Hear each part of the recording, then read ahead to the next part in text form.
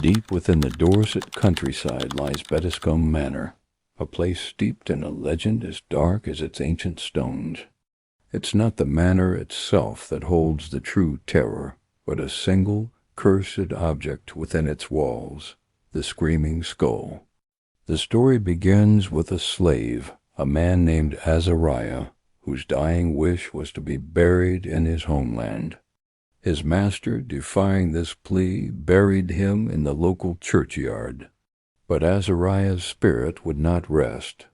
Horrific screams echoed through the manor, objects flew, and a chilling presence tormented its inhabitants. The only way to appease the spirit was to bring his skull back to the manor. For centuries the skull has remained a grotesque guardian. Legend says if it's ever removed, a terrible curse befalls the land, bringing misfortune, death, and the return of those agonizing screams.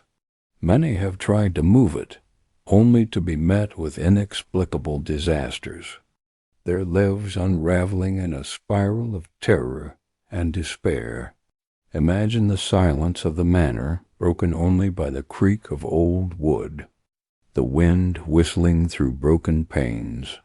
Then a faint, guttural moan, growing louder, more desperate, until it's a piercing shriek that seems to tear at the very fabric of reality.